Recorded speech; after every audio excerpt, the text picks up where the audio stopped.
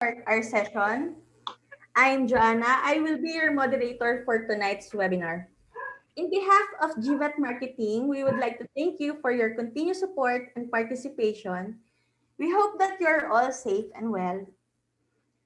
Thank you for the Bulacan Egg Producers Association for giving us time to be the host for tonight's meeting. Before we move further, let me discuss first a few information about our company. We are in 16 years of continuous business. Our office is located at Santa Maria, Bulacan. Our operation is mainly focused on distribution of veterinary products and complementary services. We have exclusive product imported across Asia, Belgium, and the US. Currently, we are also supplier of high-quality ready-to-lay pullets to commercial farms. For tonight's activity, our speaker will be discussing early chick nutrition, current practices, and innovation. After which, we will be having a short product presentation. And of course, there will be 3 batches of raffle items to 10 lucky participants. 3 winners of 5 boxes of face masks, 4 winners of 1 gallon of alcohol with 3 boxes of face masks, and 3 air purifiers sa grand prize po natin ito. So, punta na tayo sa exciting part ng activity natin, ng raffle. Sa aking counterpart na si Raymond na magsasagawa ng ating raffle, he is an area manager for Lower Bulacan. Sir Raymond. Alisin ko. Ma'am, thank you po. So, nandito na po ba lahat ng members ng BEPA? Ano ko yung sasaktan? Okay po. Mga nasa 18 po yan. So, spin na po natin. Automatic kasi nag-active.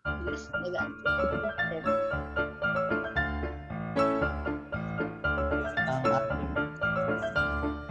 first winner po. Kabojing, congrats. First winner po natin for tonight. So, remove na po natin. So, meron pa po tayong dalawa.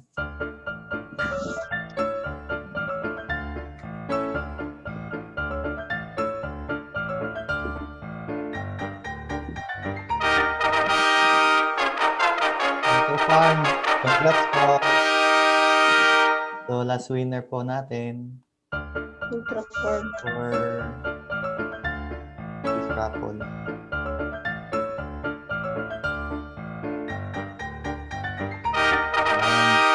Okay, congrats. Ayun po. So, congrats sa tatlong winners ng 5 boxes of face mask. So, later po ulit, meron po isang raffle. Thank you po. Congrats po sa mga winners. Thank you, Sir Raymond. Before the presentation, may remind everyone that you can type your question during the presentation and we will discuss after the presentation. Let's now proceed for our technical presentation. Our speaker for tonight is Dr. Joe Vicente Mapa, also known as Doc Jovic. He is a private poultry practitioner. Doc Jovic has been in the field for years in poultry practice for the past 27 years and has been consulting for various companies and farms for the past 9 years. Prior to consultancy, Doc Jovic worked in a major corporations such as San Miguel Food Incorporated, Maki Foods Limited, and Novartis Animal Health Philippines.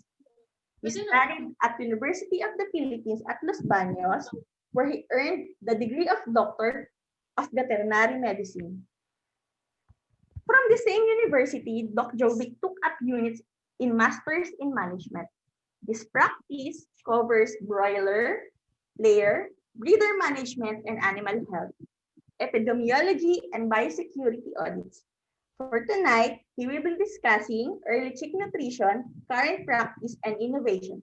Ladies and gentlemen, please welcome Dr. Jovic Mapa. Good evening, Dr. Jovic. Good evening, Joanna. Thank you very much for the very good introduction.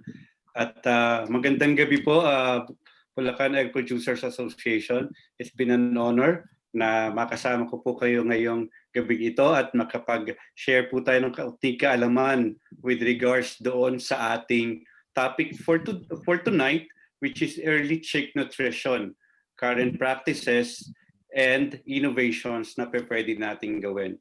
So let's start. I'll be sharing my screen.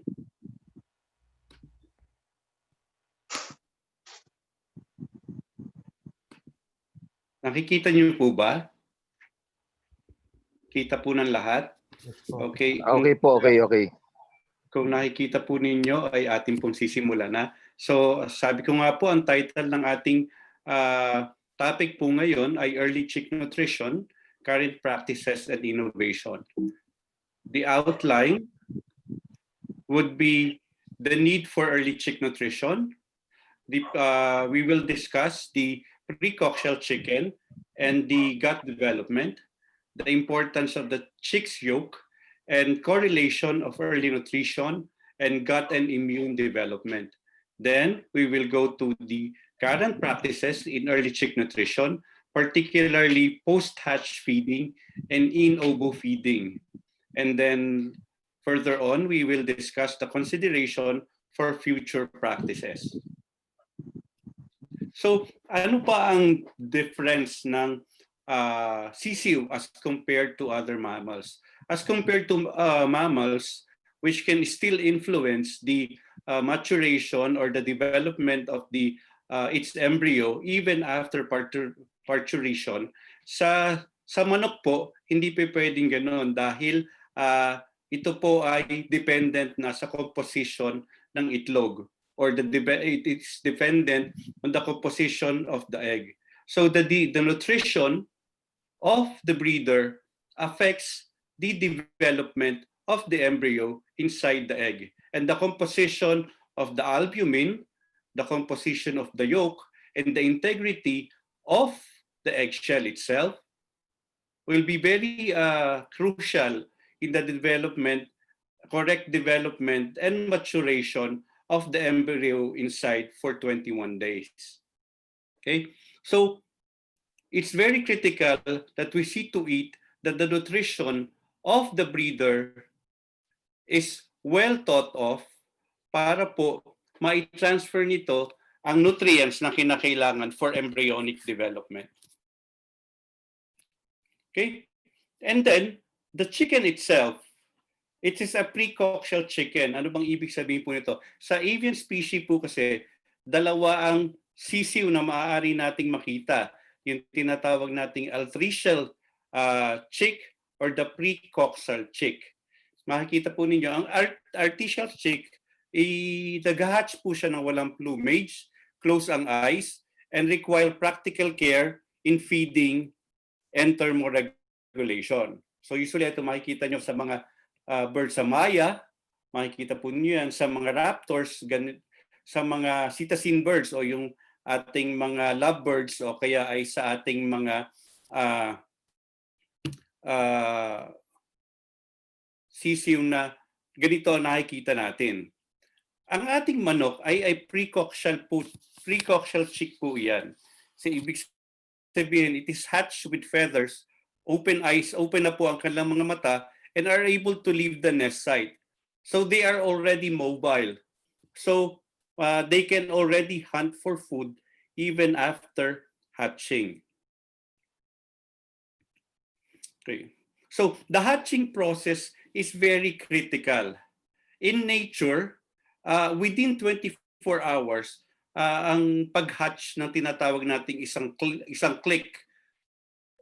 So the tightness of that hatch window from the first hatchling up to the last hatching is very critical. So kinakailangan yan is within 24 hours in nature. However, in our current practices in modern day farming, we are still using, majority of our hatcheries are still using multi-stage system, wherein the hatch window is spread in 36 hours.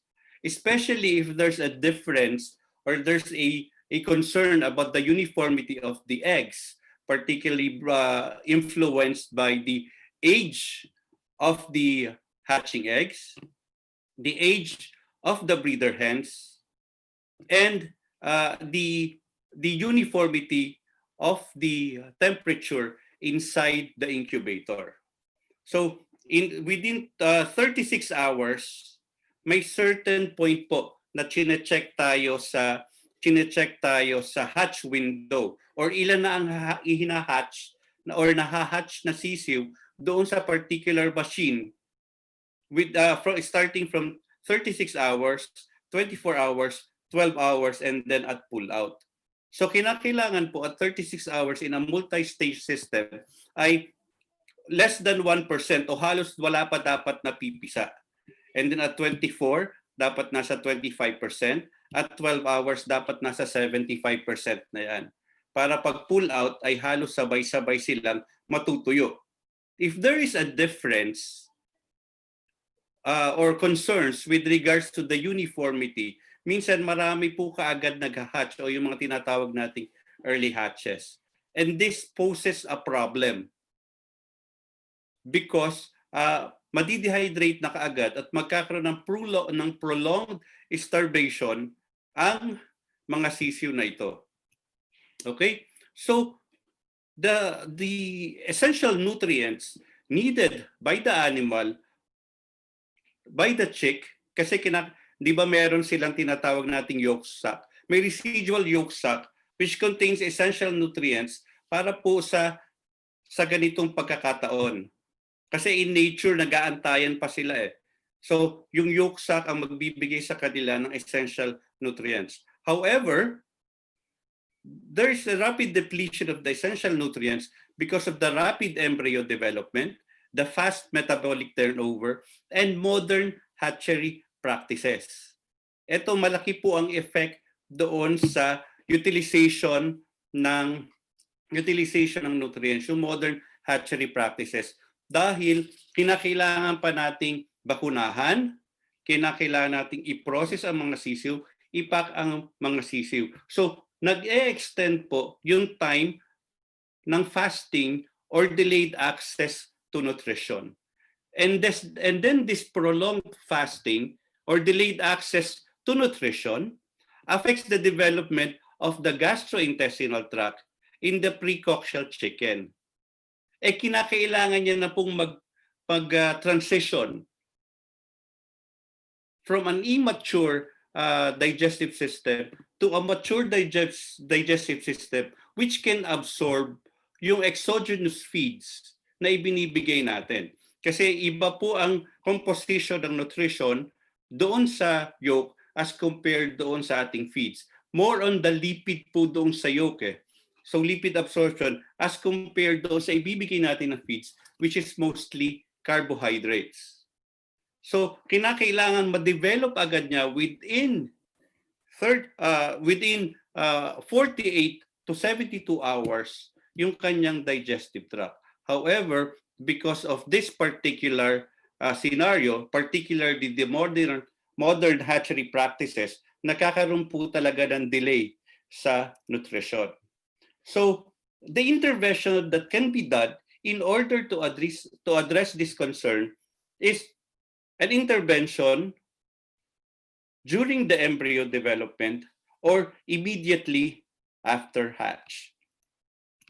So why is there a need for early feeding? The need for early feeding, there's a need for early feeding because this would give the initiation of digestive activity.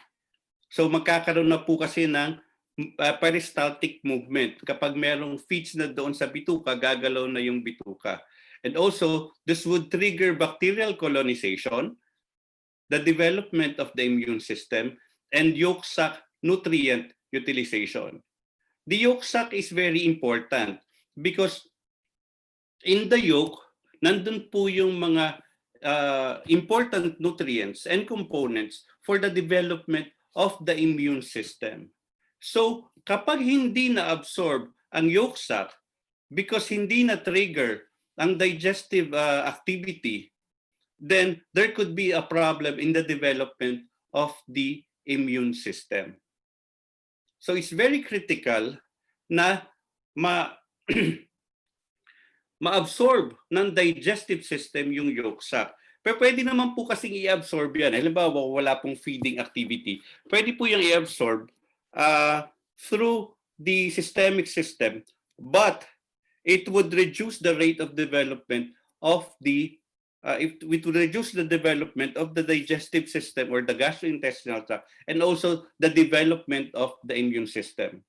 Kasi kapag walang early feeding o kaya walang early nutrition at gagamitin ng sisiw yung content ng yolk sac for amino acid requirement or for food and maintenance, then instead of using that component to immune system development, mapupunta lamang doon sa maintenance. So it's very critical that the yolk sac is absorbed within 3 to 5 days of the bird's life. Okay? So kung makikita niyo, ganito po ang itsura ng yolk, di ba? Naka-attach doon sa small intestine by the virtue of the yolk stalk. Any activity that would discourage the transfer of the yolk material to the small intestine would hinder the development of the immune system. Kaya mapapansin po ninyo, kapag usually pinaka-encounter kayo ng maraming patay or maraming mahihina sa inyong mga sisiw on the first 3 days, pagbukas po ninyo, malaki pa ang yolk sac. And then this would further increase mortality. Okay, so it's very important that the yolk is absorbed, and this is initiated by early nutrition or early presence of feeds, exogenous feed in the digestive tract. Okay, so a healthy gastrointestinal tract is crucial for optimum performance, better feed efficiency, and overall health. So napaka-critical po ng healthy gastrointestinal tract or a healthy gut, because the digestive system is the absorptive site of all the nutrients being ingested by the animal, which will be used as maintenance, which will be used for maintenance, growth, and performance. Pag kulang yung pumapasok or na-absorb ng gastrointestinal tract dahil hindi po siya healthy, and then there will be problem with performance. There will be problem with better feed efficiency. There will be problem in total of overall health. The problem is, kapag hindi na-absorb o hindi na-digest yung nutrition, dahil hindi naging maganda ang development ng gastrointestinal tract, sa napakataas na nutrient na ibinibigay natin particularly sa booster feeds, hindi yan maa-absorb. Ang mangyayari ngayon, this nutrition will be available to pathogenic bacteria inside the gastrointestinal tract. So there would be a proliferation or explosion of growth of these pathogenic bacteria because of the availability of nutrients in the ingesta. So biglang tataas at magkakaroon ng problema ng gastrointestinal problem because of this condition. Okay? Hindi kasi na-absorb yung feeds or nutrition na dapat na naibigay natin sa animal dahil hindi naging maganda ang development ng gastrointestinal tract. Okay? So gut development is very critical. Dito po pinakikita, ang picture nito, pinapakita yung effect ng delayed access to feed of post-hatch. 6 hours, 12 hours, and 18 hours. So kung mapapansin niyo, ito po ang ating villi. The villi should be long. The longer the villi, the better. Because the longer the villi, mas maganda mas malawak ang absorptive space for nutrition. And then yung creep depth ay mas maganda. Okay? If na-delay po ang nutrition, nagkakaroon ng concern with regards to villi height. Lumiliit. Ito po, you don't have to see this or you don't have to look at it in the microscope. Dahil doon pa lang sa intestine, kitang-kita nyo na po yan. Usually itong nasa taas, dyan po makikita ninyo, kapag tingin nyo sa intestine, makapal, maganda ang gut tone. At pag ginunting po ninyo yung gastrointestinal tract, yan po ay magka-curl ng kanya. Pero ang digestive tract na hindi well developed at pangit ang villi height, manipis po talaga yan, and it would lay flat and would not curl up kapag hiniwa ninyo. So yan ang effect ng delayed access to feeds, particularly on the villi growth. It would affect the development of the villi, so hindi siya magiging mahaba pag nagkaroon ng delayed access to feeds. Okay? Titingnan din natin, this is a study in the World Poultry, Volume 22, number 4, 2006. Ang effect of post-hatch feed deprivation on weight of certain organs in relation to percent body weight at 4 days of age. So kung makikita ninyo, pag na-deprive ng 24 hours or 48 hours post-hatch ng feeds, mas lumiliit ang mga internal organs, okay? Like the liver, like the proventriculus, the pancreas, the duodenum, the jejunum, and the ileum. So this would directly translate to utilization, digestion, and then absorption of nutrients. Siyempre, mas maliit ang proventriculus and gizzard, mas hindi maganda ang efficiency ng grinding. And then yung sa pancreas, nandiyan ang mga pancreatic juices. So pag mas maliit, mas less yung kanyang i-release. And then the duodenum, the jejunum, and the ileum is where the absorption of the nutrient takes place. Mas maliit, mas pangit ang absorption. Okay? So gut health includes efficient nutrient utilization, macro and microstructural integrity of the gut, the stability of the microbiota, and the status of the immune system. This is interrelated. It has to be established as soon as possible. The efficiency of nutrient utilization as soon as possible should be established. The stability of the microbiota would be dependent on the ingestion of the food, because if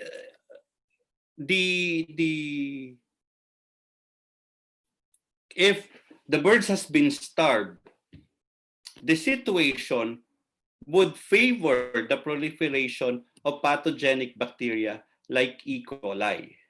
So, mas maagang mag-proliferate yung pathogenic bacteria. So, mas maagang magkakaroon ng digestive problem or diarrhea yung alaga. Which sometimes makakakita kayo niyan as early as day 3, as early as day 4, as early as day 5, nagtatai na agad. Sometimes it's not due to bacterial problem in the breeder farm or in the hatchery, but because nagutom yung manok. Hindi nakakain kaagad yung sisiw. And then ang nag-proliferate agad sa kanyang intestinal tract or sa kanyang microbiota would be the enteric bacteria or yung pathogenic enteric bacteria. Okay? So, mas susceptible ngayon ang animal to necrotic enteritis, coccidiosis, colibacillosis, and even salmonellosis. Okay? So when the GIT is compromised, the digestion and nutrient absorption is also compromised as well. And this would have detrimental effect on feed efficiency and then susceptibility to disease, leading to high mortality and high cost. So early feeding would negate that. This is a study showing the villi height, creep, and depth ratio at day 1, day 3, and day 7. So makikita ninyo, yung this is in ovo injection of arginine or an amino acid. So mas maganda yung villus height and creep depth ratio ng mga sisiw na nagkaroon ng in ovo injection ng arginine. And then at the end, yung weight nila ay mas mabigat as compared to control. So ano ba yung mga strategies available for us today for early chick feeding? There are two ways. Sabi ko nga kanina, the intervention could be done in two ways. It's either during the late developmental stage, ang intervention through in ovo injection, or immediately after hatch. Dito sa post-hatch feeding, marami pang pwedeng or marami pang mga practices na i-discuss tayo maya-maya. But first, let's go to in ovo feeding. So in ovo feeding is the injection of particular minerals, particular nutrients in there are three sites. Pwede sa amniotic fluid, pwede po sa yolk sac itself, at pwede sa air sac. Kasi the air sac could also distribute the nutrients to the assimilation of respiration dahil because of the blood work system inside the developing embryo. So there are many countries already that is practicing in ovo feeding. So ano po yung ibinibigay na mga nutrients? Usually, ang binibigay ng iba ay minerals. Sometimes they put amino acids, prebiotics, probiotics, and then vitamins. Particularly those vitamins that would help in the proper development of the intestinal tract and the immune system. Right? So in ovo feeding, the concern lang with in ovo feeding is you need a machine to do that. Unfortunately, here in the Philippines, very limited po ang in ovo machine natin dito sa Pilipinas, and most of them are being used currently for vaccination. I have yet to see or I have yet to experience in ovo injection or in ovo feeding being practiced here in the Philippines. But in other countries, advanced countries like the Netherlands, the US, meron silang mga ganitong practices. Even in China, they have started experimenting on in ovo feeding using different nutritional profile. And then we also have post-hatch feeding. Ito, we can use hatchery technology. This is a smart start system from fastreform.com. Meron po silang binibigay na semi-moist feed na nandun na sa hatcher basket. Kumbaga pag-transfer ng itlog doon sa hatcher basket, nandun na yung feed, which is readily available na pagka-hatch ng sisiw.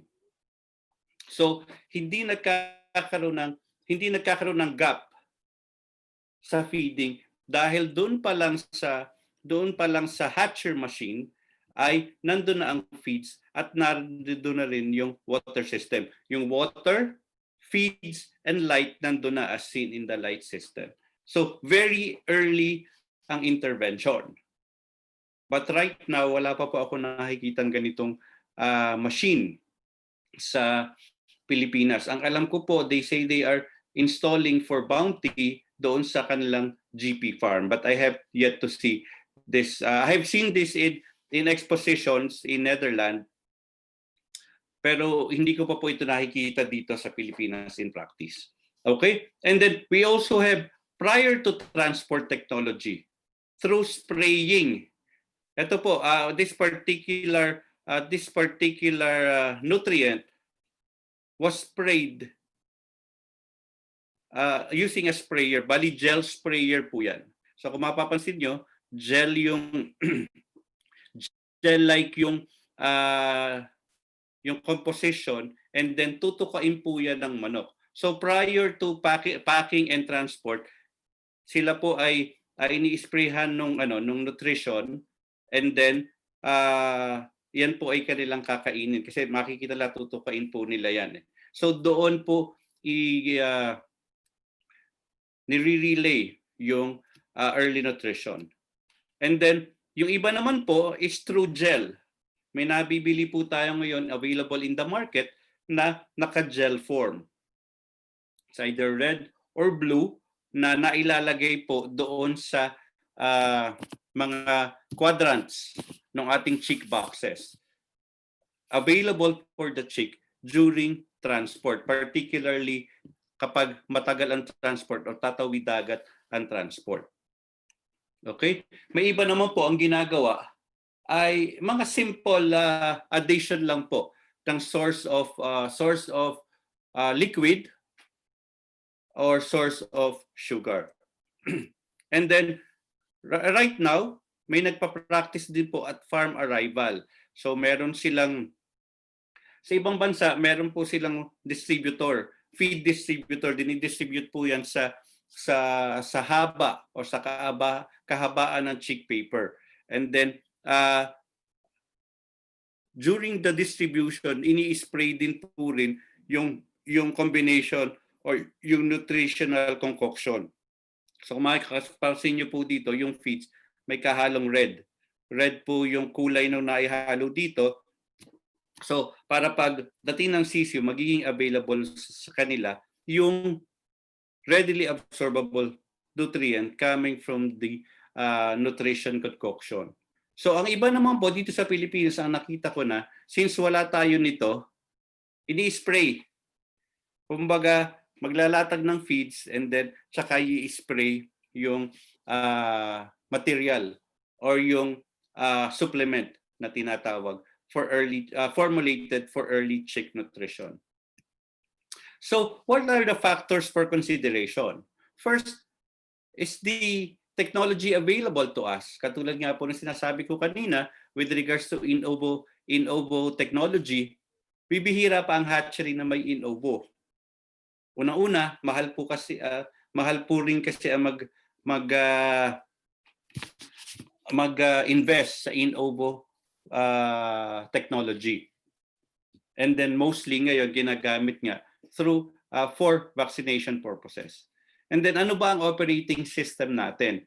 Kasi baka mamaya kumukuha lang tayo sa labas ng sisiu or may nagsusupply lang sa atin, hindi natin sarili yung hatchery. So hindi natin pwedeng gamitin yung mga on-hatchery technology like ng pinakita or kaya yung sa spray application. So magagawa lang natin is through the farm. And then availability of nutritional formulation and form. Available ba sa area mo yung mga makabagong nutrition that would address early feeding? Okay? So basically, I think I have consumed already my time. So I will turn back the mic to Jivet. Thank you, Doc Jovic. Meron po tayong questions kay Doc.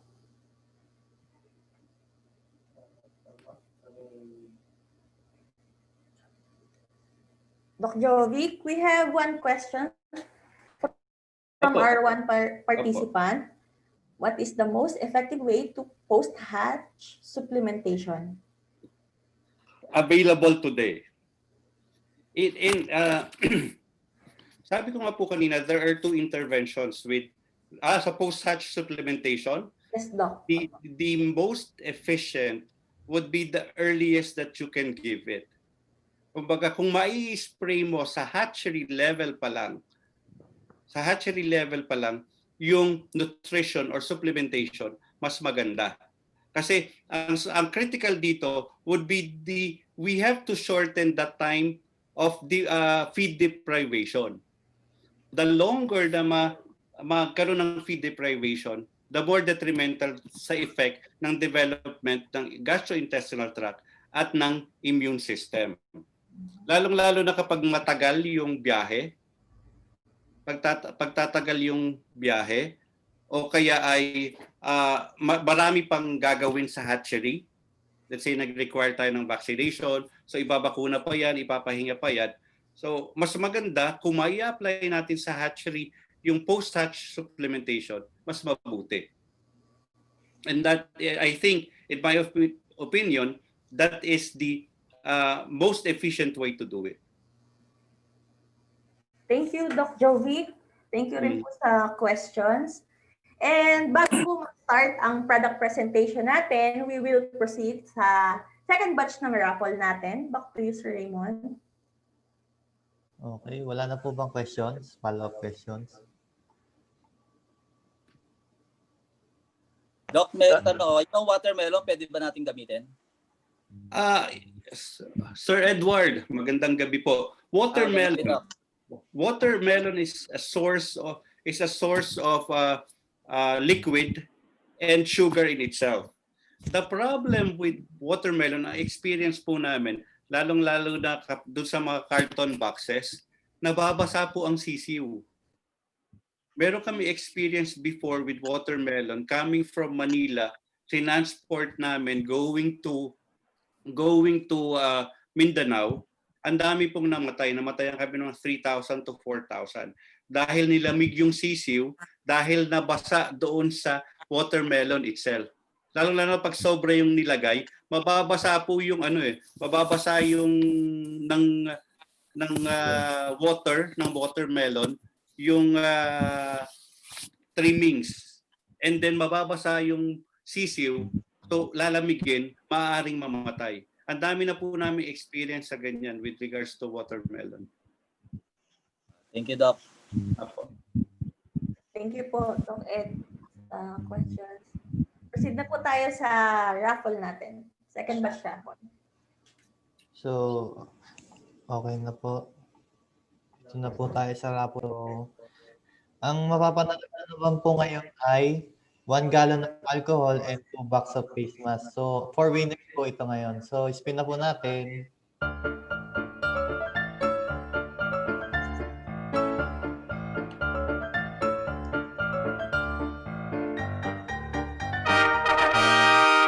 Congrats po mga.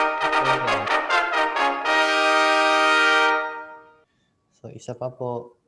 Ay, 3 pa. Spin po ulit.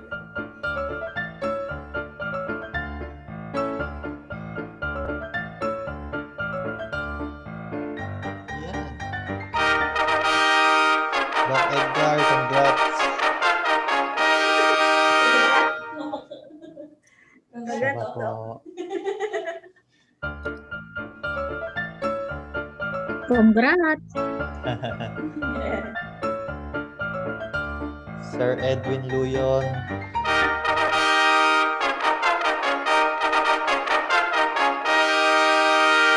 Isa na lang po. Thank you.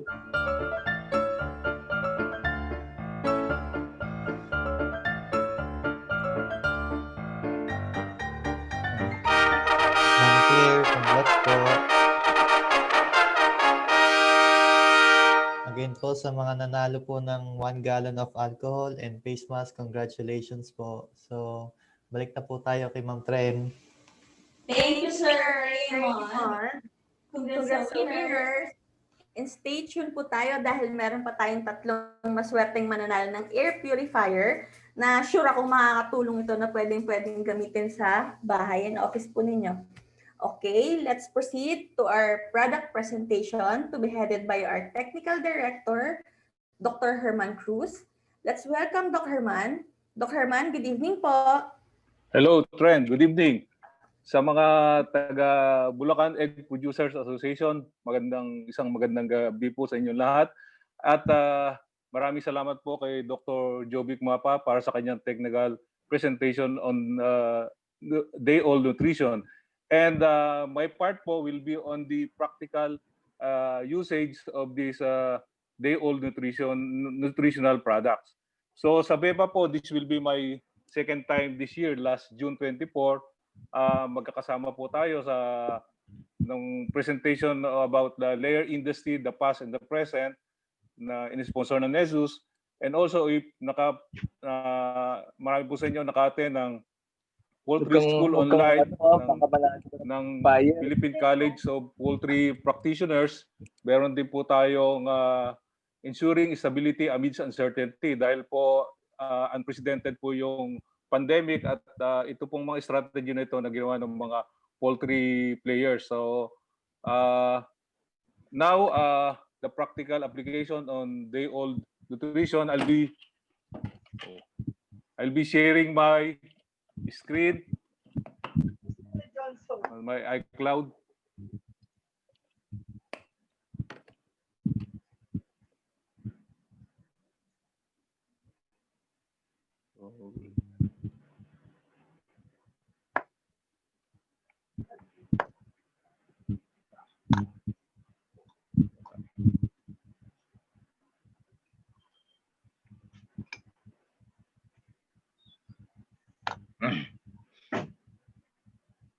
Okay. Dali lang po. Technical. Okay. From RTBet. RTBet po is the company. And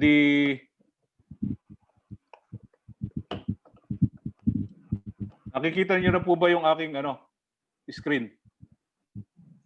Yes, Doc. Yes, po. Okay.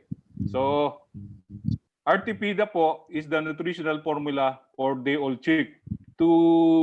For the practical application, yung technical presentation ni Dr. Jovic, kinakailangan po yung early feeding. And to maximize this product, RTVIDA, coming from vida meaning life, Latin po ng life, gawa po ng RTBet company. So, this is the original technical presentation from RTBet, but I'll be moving on the practical usage of this product dahil na-present na ni Dr. Jovic yung technical part. And also, later on, last part will be using it, kung papakita natin kung paano tinitimpla ito at paano ginagamit sa hatchery, sa transfer at sa farm. So, the company is RTBet, a global force in animal health industry based in Delaware, USA. And they have a specialization in animal nutrition and for several products for poultry, swine, ruminants, and even small animal. And ito po ay globally distributed.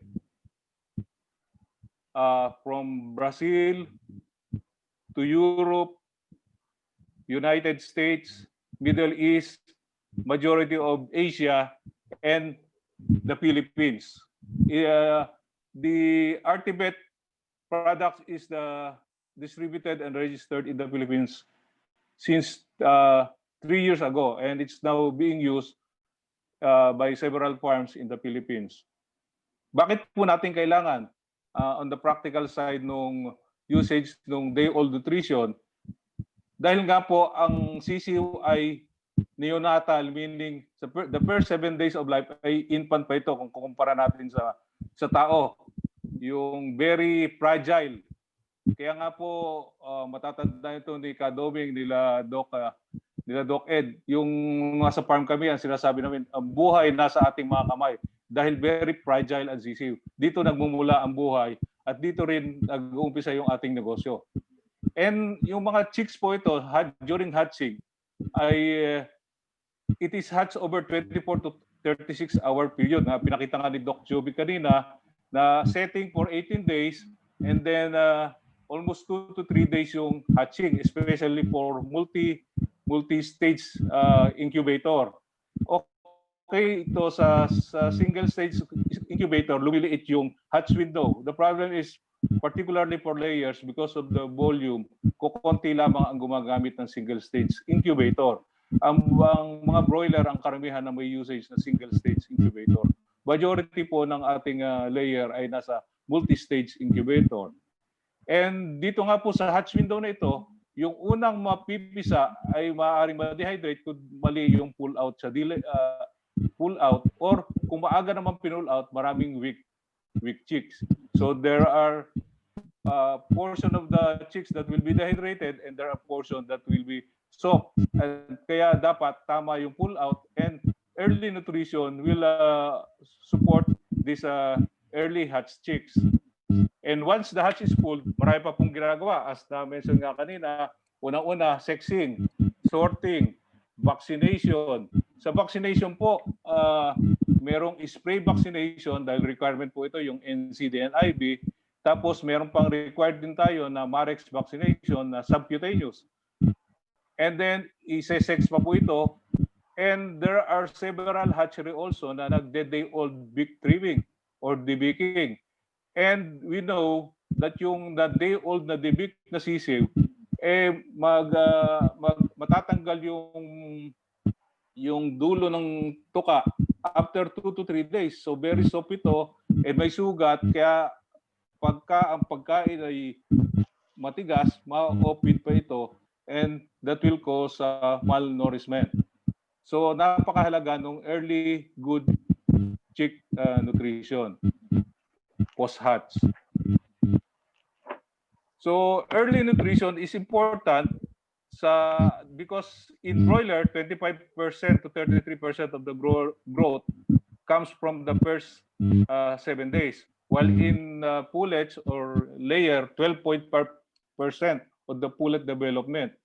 So malaking advantage na kung matitake advantage natin yung maagang pagsuporta natin sa ating mga sisiw.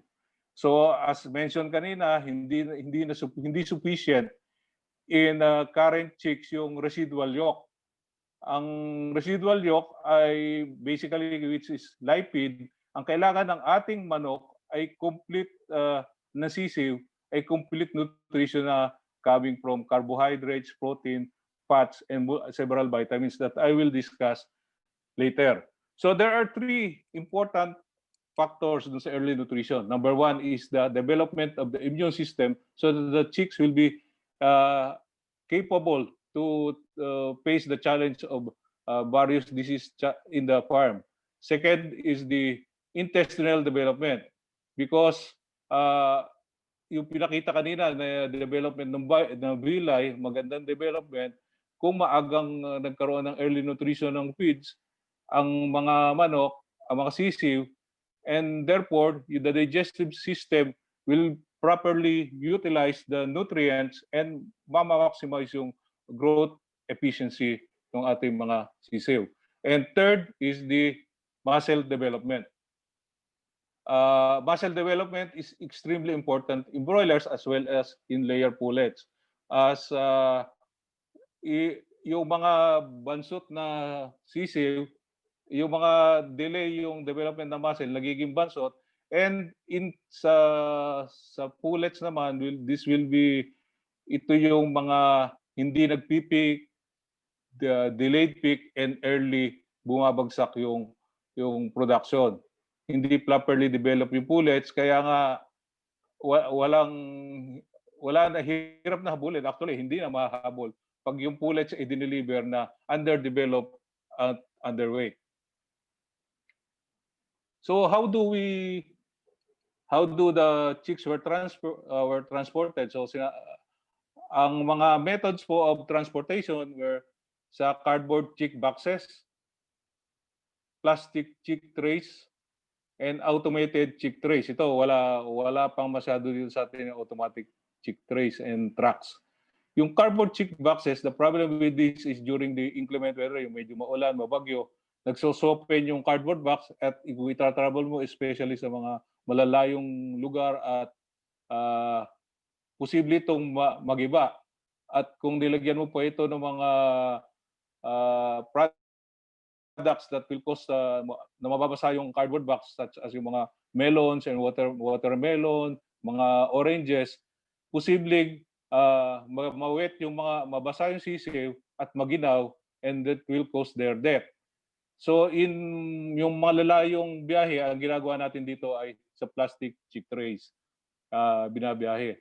Meron nga mga shipment coming from Luzon, dadalhin sa Visayas, at kung pupunta ito sa, let's say, Bantayan Island, sasakayan ng truck here to Manila, and their airport, tapos bababa na naman sa airport, and then sasakay naman sa barko, bago makarating sa farm, it will take 2 days, 3 days, and so ito yung maraming nagkakaproblema na weak chick and mataas ang mortality. And the uncontrolled transport, actually, hindi masyadong case to sa mga commercial. But karamihan nito yung mga backyard and saka yung mga retail. Pero sa mga commercial farm, it is a requirement na merong tamang truck na nagdi-deliver ng ating mga sisiw. So these are the example of sources of nutrition for day old na sinubok ilang beses na sinubok, ilang taon na sa isang slide ni Doc Jovic yung watermelon na maraming nagkamatay because naggininaw yung mga sisiw. Lemons also, but the problem, karamihan na ito is just a source of water and some vitamins. Tomato also. Yung glucose powder, marami rin gumamit ito, i-dilute, nagiging dextrose ito. Ang problema, giniginaw din sisiw kasi nababasa. And there was a time na meron din mga edible paper. But since the problem with this type of supportive nutrients from day old is that kulang nga po ito ng nutrition. This is either plain sugar or plain water. So what we need is a complete nutritional formula. And ito po yung makikita dun sa Artibida. This contains 48 nutrients. 1, 2, 3, 4, 5. Oh, yeah. 48 nutrients. I-break down po natin yan into what are these important nutrients. Basically, the most important, of course, is water. It's because we know that water constitutes 80% of the body. And for early nutrition, para ma-fill ang gap, carbohydrates, the primary source of energy. And also fats, yung lipid supply, fats supply energy. The other group is the vitamins, the multivitamins. We have the several vitamins, fat-soluble vitamins, ADE, required for normal growth and development of tissues. Water-soluble vitamins that includes B complex. And this is used for metabolic functions, including energy metabolism, and vitamin C, which is an anti-stress vitamin. The other group is these proteins, are complex compounds that it's called amino acids. Then napakahalaga po there are several essential amino acids na hindi na produce ng ating manok that is kailangan na i-supplement natin. But proteins are used in the construction of body tissues, muscles, nerves, cartilage, skin, feathers, and beak. So talagang importante po yung protein immediately. And enzymes. So that to take advantage of these enzymes for optimizing energy, yung feeds na ibibigay natin will be properly utilized for the quick development of the chicks. Also, the different minerals. We have macrominerals and microminerals. The microminerals are copper, iron, and zinc. Also good for immunodevelopment. And the macrominerals such as calcium, phosphorus, na alam naman natin kailangan for bone development. And later on, growth and proper functioning of the muscle and bone formation of the chicks. This product also contains probiotics to prevent harmful bacteria, and prebiotics also. Nawala yung slide. Nawala yung slide.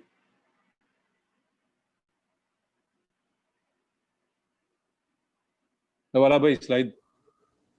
Meron Okay, po sa amin. Nandiyan pa, Doc. Nandiyan pa. Nandiyan pa. Nawala sa akin na. Nasaan part na? Sa ano is Advantage of the Probiotic. Advantages of nutrients. Advantages of nutrients. Sa akin nawala.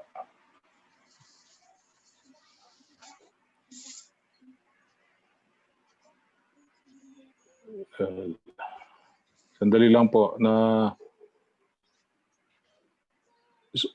so kuminto na bali doon sa advantages of nutrients.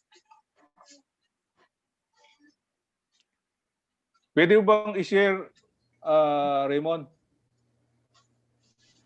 I-reshare niyo po. Nawala, naputol sa akin eh. Ikaw mag-share. Balikan ko muna. Teka. Check ko po. Ito. Sige, move ko lang. Sige, bumalik na. Uy.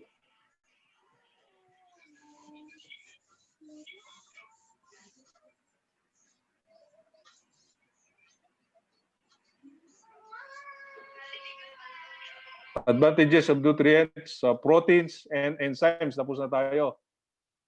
And also minerals, probiotics and prebiotics. Okay.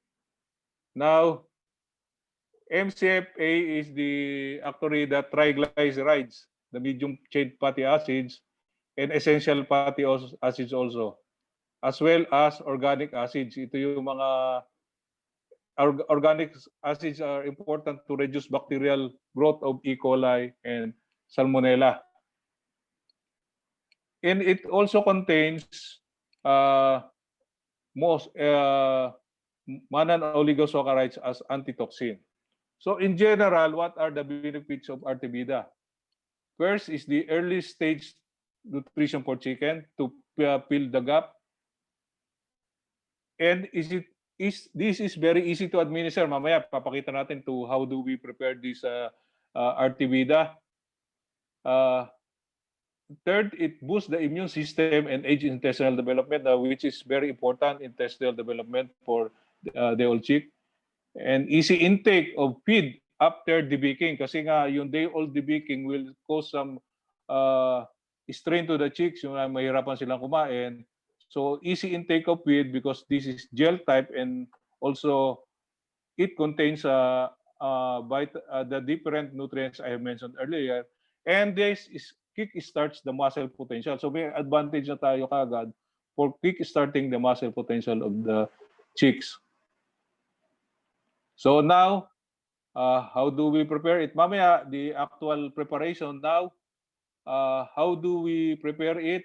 We will mix the entire contents of the pouch. One pouch, ang Artemida will contain yung one pouch niya ng 70 grams pouch. And then the 70-gram pouch will be diluted into 2 liters of distilled water or drinking water. So 1 pouch to 2 liters will produce 2 kilograms of brown gel type, brown gel. Yung mga in-example kanina ni Doc Jovic, merong kulay green, may blue, and merong brown. And in the studies, na-attract yung mga sisiu dito sa color na ito. The entire process that does not take more than 1.5 minutes or pagtimpla and mixing. And this is good for 1,000 chicks. 1 pouch, so we will just be giving 2 grams per chick or 200 gram per box and 2 kilograms yung 10 boxes. Good for 1,000 chicks. If you will be loading 10,000 chicks, you will need 10 pouch and 1 gallon, just 1 gallon of drinking water. And in most countries, the farmers use a bucket with capacity of 20 liters and then putting the equivalent to gel or or pouch into the gel for the, and then ihahalo niya ito. So this will be easy to mix. In less than 2 minutes, matutunaw na yung magiging gel na yung product. So what is the cost benefit analysis? This is in US yung turkey hens and layers nila, yung ginawa nilang study. So 70 grams per 1,000-day-old chicks. Yung 1 pouch good for 1,000. And this trial is conducted for 72-hour transit. And pinag-aralan yung control and treatment. The control, yung plain regular procedure nila, and then control plus Artebida, they have some savings in mortality as well as sa turkey hens and sa DOP ng layer. There is a direct savings sa mortality. What is not quantified here is the the savings on the improved growth and yung advantage na take over natin sa muscle development, immunocompetence, and nutritional advantage nung early nutrition. Eh yung costing kasi dito, this is based on US, pwede tayo mag-recompute ng local, and yung ating mga area sales manager can give you some computation nung value per 1,000 chicks nung ating product. So this is the sample packaging. 70 grams preparation mixed with 2 liters of clean drinking water is stirred for 30 to 60 seconds. And this is good for 1,000 chicks or 10 boxes, available as 70-gram pouch. And in summary, this product, Artebida, consists of 48 nutrients. Artebida is an early chick nutrition product designed to develop the immune system, digestive system, as well as the muscles of our chicks, and appropriate for poultry chicks, whether broiler or DOP or layer. So before the question and answer, ipapakita natin yung proseso kung paano imimix ito. And only 2 grams protein, 2 grams per bird. Okay. So the 70-gram pouch Artebida will mix into 2 liters of drinking water. And obserbahan po natin yung proseso in less than 1 minute. Magiging gel to, yung brown gel na granular type siya. Kaya pag distribute mo sa sisiw, hindi sila mababasa, hindi sila giginawin. And they will kung sa box po ito ilalagay, kakainin nila. And it can be also used during transfer from airport or from hatchery to the truck, or upon farm arrival to bridge the gap of early nutrition. So ito po, so tunaw na yung 70-gram pouch will produce 2 kilogram of gel, brown gel.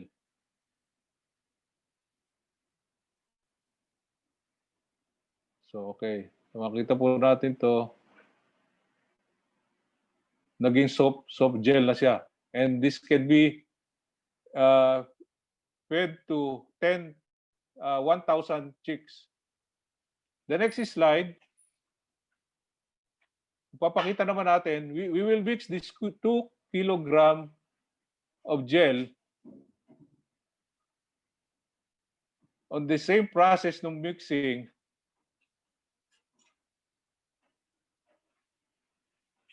Pwede rin po kasi itong pakain sa day-old chick. First day feeding or second day feeding, especially dun sa mga day-old na dinibik. Yung 2 kilogram gel, the same process, 2 liters of water, 1 pouch. Titimplahin naman po natin sa 2 kilo of chick booster feeds. Yung chick booster feeds, ihahalo natin 2 kilogram of chick booster to 2 kilogram of gel will produce 4 kilogram of mixed gel booster feeds. And this mixed gel booster feeds, 4 kilogram, can be scattered in the morning as top feeding for day-old chicks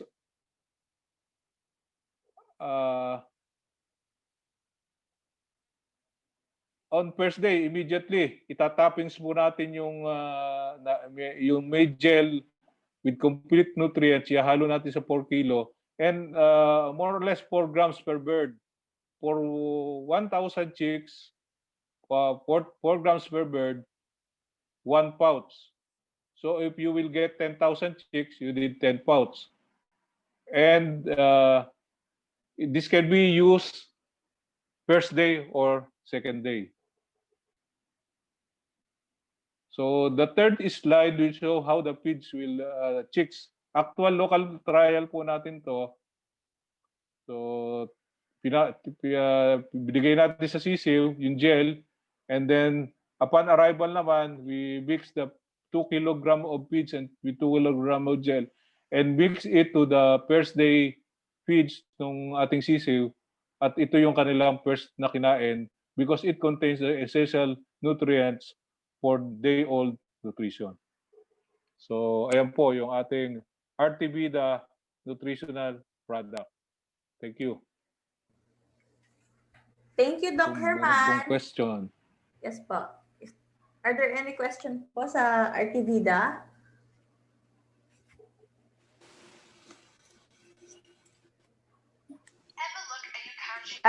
Question po. Ay, wag ka maingay. I-post mo. Hello? Yes po. Yes, ma'am. Bali, okay, katulad po nun, hindi naman na malapit lang. Bali, applicable po sa broiler kung day old na lang po. Day old. Kung Sabihin po, yung feeding, with yung feeds. feeding niya, first Yes, feeding yes po. niya, pagdating dito sa farm. Yes Oh, po. so, Kung malapit, pwede po yung sa feeds kasi nga po gusto po natin i-take advantage yung nutrients na kasama dito. Opo, ganun lang. Parang yung katulad po nung second procedure na ihahalo na po siya sa Pwede feeds. po. Ganun Upon lang arrival, mangyayari. actually po, yung ginagawa po nung iba galing sa airport or galing sa biyahe, upon arrival, i-mix yung gel sa feeds. Upon arrival na. Opo. Okay po. Okay, pareho din po yun. Yes Kumbaga, po. Yeah. yun. Thank you po, Doc. Okay. Thank you po. Doc, pwedeng mag-share ng konting experience with regards doon sa transport feeding. Yes, Doc. Oh, may difference kasi kami nakita if ang tinatransport is broiler chick or layer chick. Yung layer chick, hindi niya masyadong kinakain yung dry feeds. Yung kung lalagyan mo lang ng feeds, mas gusto nila na moist yung nailalagay. So usually, the gel types are more beneficial, magkakaroon ng mas magandang effect, lalong-lalo na kapag layer chicks ang tinatransport.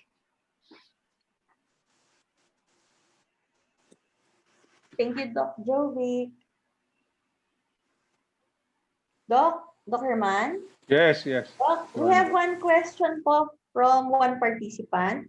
Okay. Can Artivida replace existing oral multivitamin supplementation? Actually, dun sa pinakita natin na contents nila, it can supplement the requirement dahil it can be immediately given. Yung amino acids, protein, and vitamins na available dun sa Artibida. Sama-sama na kagad to. Immediately, ma-utilize ng chicks. Ma'am Althea? Thank you, Dr. Herman. Thank you po. Ma'am Althea, regarding po sa questions niyo kung magkano po yung per pouch, 800 po. Per pouch po. 800. Good for 1,000 heads na po yun. Thank you po, ma'am, sa question. Yun lang yung available na packaging, 70 grams lang. Yes Wala po. na sa mga 1 kilo, wala. Wala po, ma'am. Okay, noted. Thank you. Thank you po, ma'am. Okay. Dr. Herman, thank you po. May questions Thank pa you. po tayo. Okay, Herman. Dr. Herman, tanong ko Yes, lang. Doc.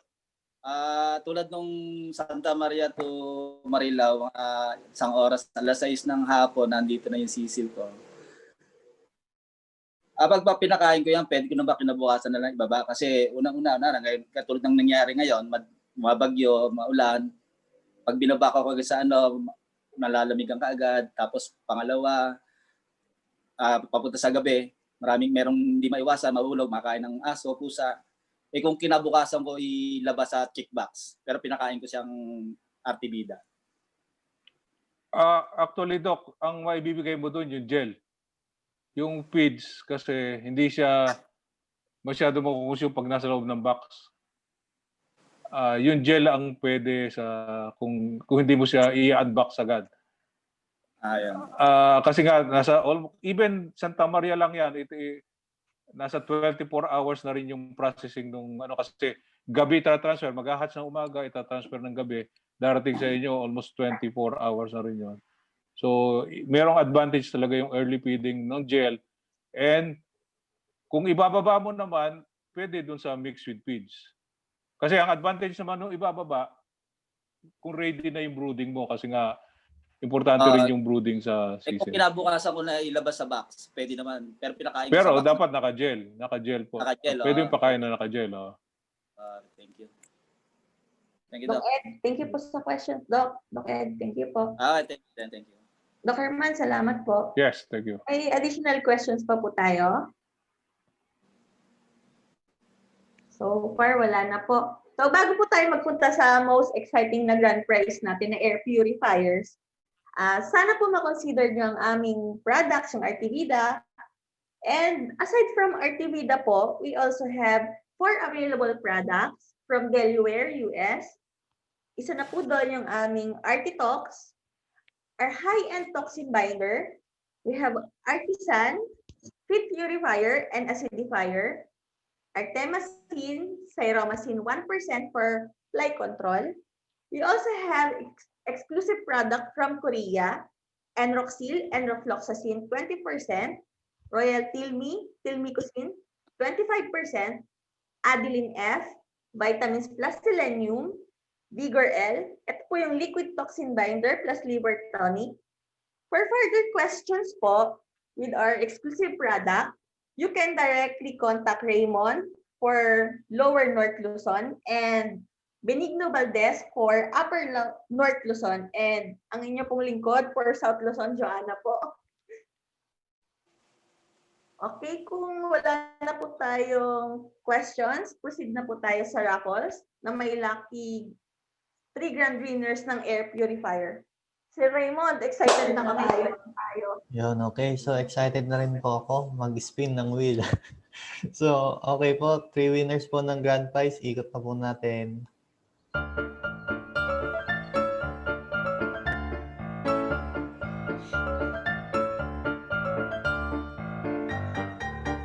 Okay. Congratulations po, Sir Erwin A.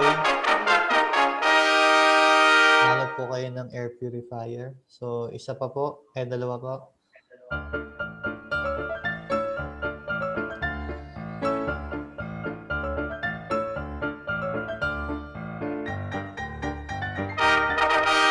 Sir Carlos Salazar. Congratulations. Air purifier po. And last winner po ng grand prize.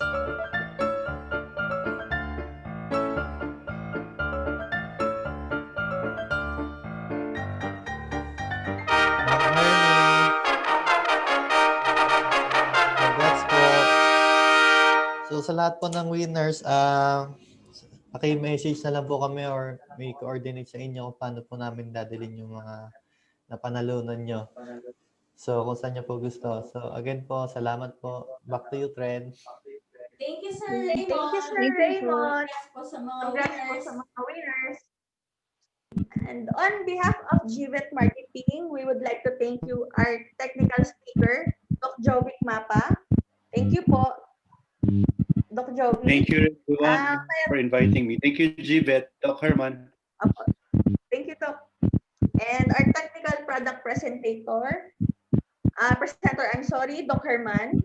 Thank you, Doc Herman. And to all participants po ng BEPA, especially Doc Ed, thank you po for giving this opportunity to host for tonight's webinar. Let's all stay safe and magandang gabi po sa inyong lahat. Good evening din po.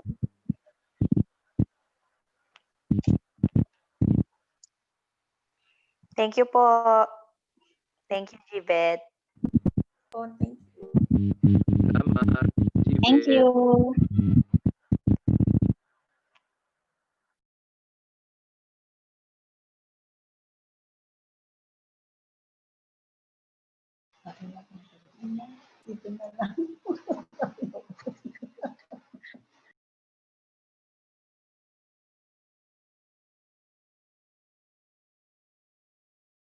Ay, nakaano pala ako.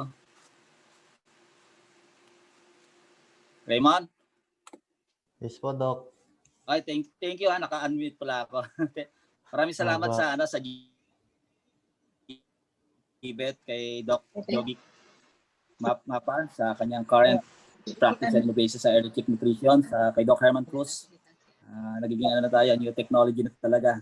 Dati watermelon, marami pala namamatay doon. Maraming salamat din sa iyo, Raymond, sa pagiging communication natin para sa itong gabi na ito na pag-sponsor.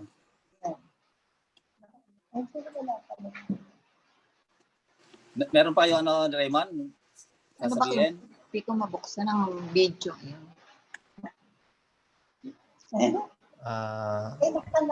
Nakalak ko pa yan gumawa.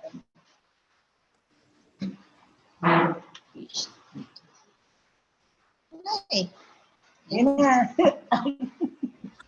Thank you po. Ay, ma'am. Okay na po ba?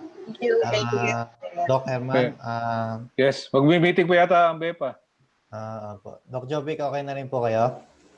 Or may final remarks po kayo? Nandiyan pa po si Doc Jovic? Wala na. So, yun po, Doc Ed, thank you po sa opportunity na binigay nyo, BEPA. So, ibigay ko na po yung host. Sige, thank you. Thank you po. Bye-bye. Bye. Bye. Thank you. Thank you, Chibe.